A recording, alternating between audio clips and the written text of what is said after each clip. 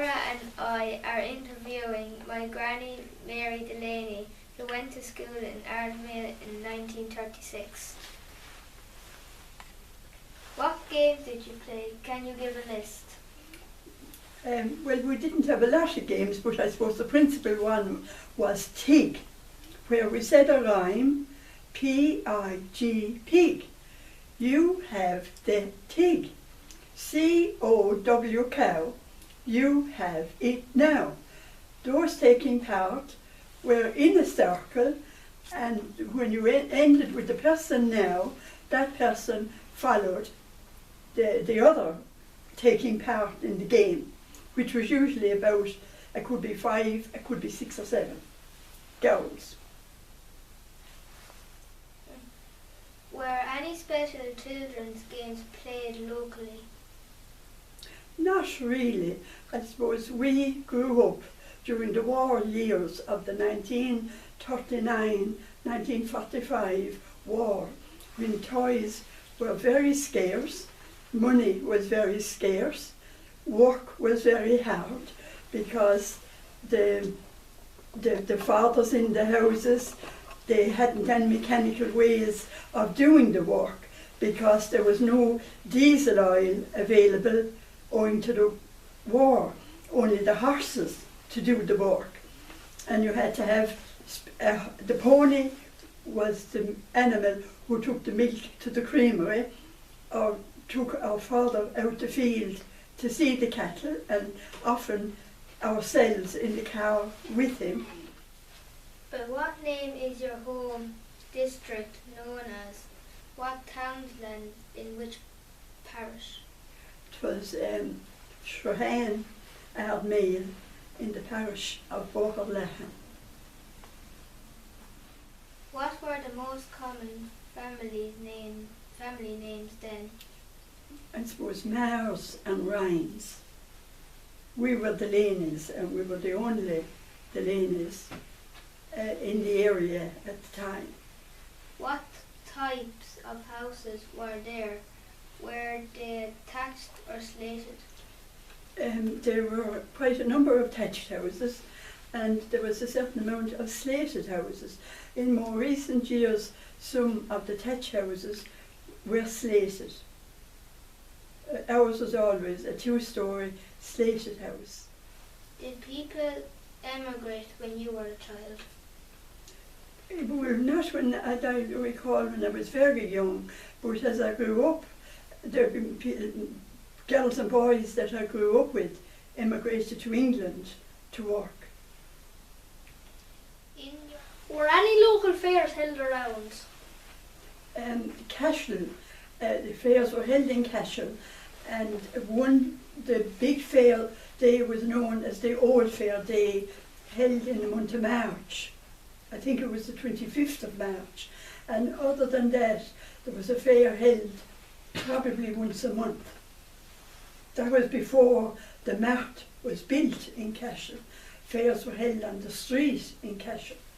And then the men had to wash the street in the evening when the cattle were all gone away home, either to their new owners or their old owners if they weren't sold.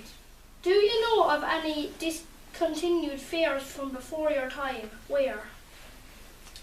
I don't know of any, but I do remember that when the cattle were being brought to the fair in Thurles, which was 10 miles from our house, the cattle had to be walked to Thurles. So it meant going on a winter's morning in the dark, leaving at about 6 o'clock, 6 to 7 o'clock in the dark of the morning. Was a toll paid on cattle sold? How much and to whom?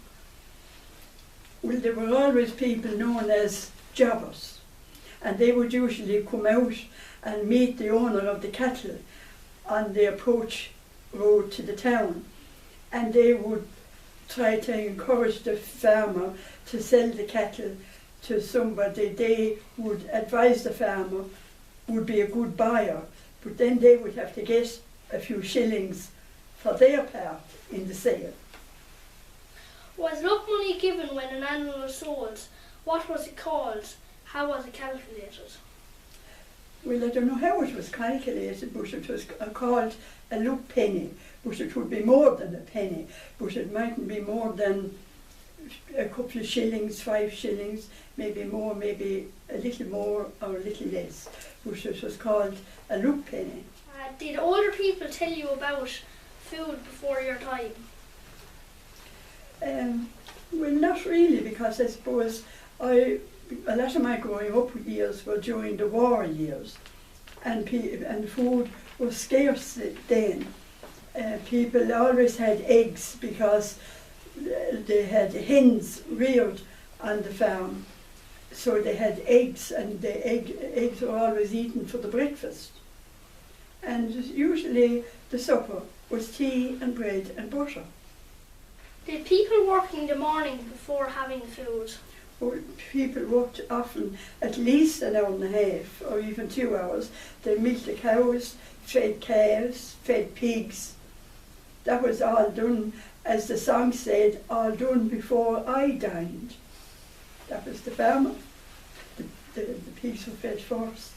Goodness, I could recall that. I'll have to think about that rhyme. What food was for each meal? Well, in the morning there was usually, especially for the men and for the children, there was a boiled egg. It was usually a boiled egg. And for the dinner there was bacon, there was cabbage in spring and ale and summer, there were turnips or carrots and parsnips in winter, and there was just tea and bread and butter for the supper. Was milk drunk? What kind of milk? Just ordinary milk from the cow. It was brought in the morning in a gallon. You brought out a gallon to the cow house, cow shed, where the cows were being milked, and you got a gallon of milk and brought that into the house. There were no fridges in those early days, so you just left it in a cool place, and that was often in the fireplace in the dining room, which was tiled, and the tiles would be cold, so they would help to keep the milk fresh. What kind of bread was eaten in olden times? Well, mostly bought bread, as we called loaf bread, on a Sunday, when it was bought on a Saturday, when people went to town to Cashel, and for the rest of the week the woman of the house baked the bread. Soda bread it was called, and she could have, it could be just white bread, or she could have some wholemeal, the flour, a third of the flour would be wholemeal flour, 2/3 would be white flour, or thereabouts, and that was the bread eaten for the rest of the week. Was meat often eaten? Was it fresh or salted? What kind of meat? You only had fresh meat on a Sunday. The rest of the meat, you had salted meat, which meant the farmer fattened the pig, killed the pig, dipped him into a big boiler of boiling water, scraped off all the hair of the pig, and got him up on a table as quick as possible to scrape off all that hair, and then he was hung up on a ladder, and there was a stick put between his front legs to keep his legs out, so that the farmer could sit down the belly of the pig and let the intestines, or the guts, whichever you like to call them, fall into a basin, or a vat rather. And then we took out you put 2 sticks in the front legs to keep the legs spread out, so that air could circulate around the body of the pig.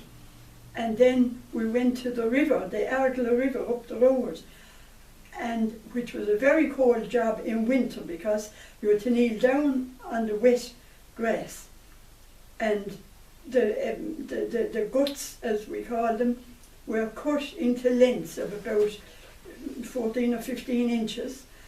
The guts, or the intestines, for the white puddings, were cut shorter. They were just one ring when they were eventually filled. So you washed them in the river, and you turn them inside out, and you wash them as well as you possibly could, and if there was any little bits of grass or anything on them, you took that off, and you made sure you brought them home. You put them into a big basin with lots of salt, and you left them overnight, and you washed them again in the morning with more fresh salt to really wash and purify the intestines or the guts. Was fish common or vegetables? Vegetables were common because the farmer or the people with their cloth at the back of their house, they grew all their vegetables because, again, this was during the war years when you would not get vegetables unless you grew them.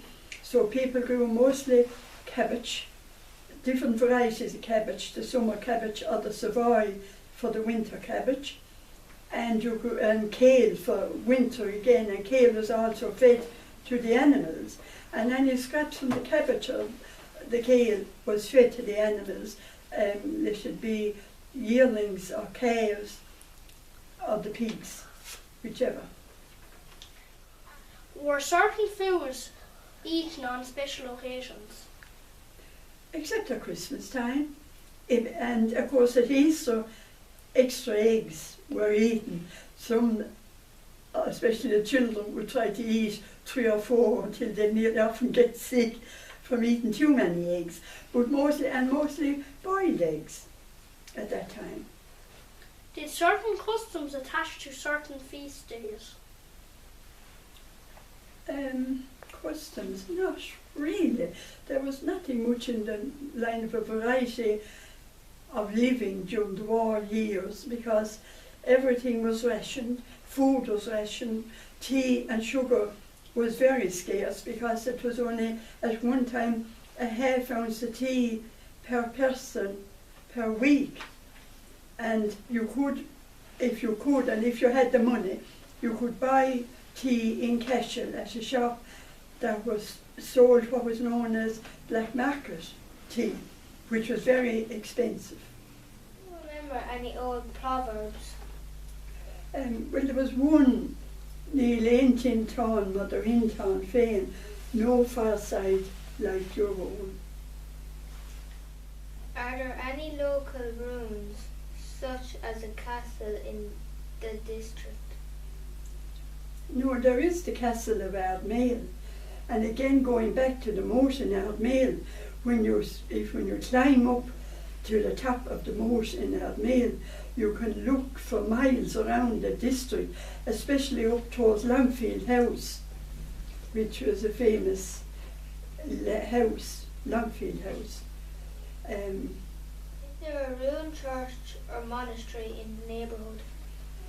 There's the Protestant church in Ardmail. Now it was, you might say, in ruins, but the Protestant community, they modernised it and they had repaired it and had it painted inside. Well, going back again, it may not be the Protestant bit. The Catholic Church were able to take it over from the Protestant community because they were unable, as far as I remember, to maintain it. So they gave it over to the Catholic community in Ardmail, and the Catholic community restored the church in many ways, especially the belfry of the church. What changes in the area over the years have you noticed? There were no really major changes in our area, but I suppose roads were certainly improved a lot. Having said that, no buses, except that over the last how many 20, 25 or more years now, school bus runs every day, which didn't go in our time, because now the school is no longer in the village of Ardmail. There's a central school in the village of Boherlahan. So, Thank you, Mary. and thank you, boys.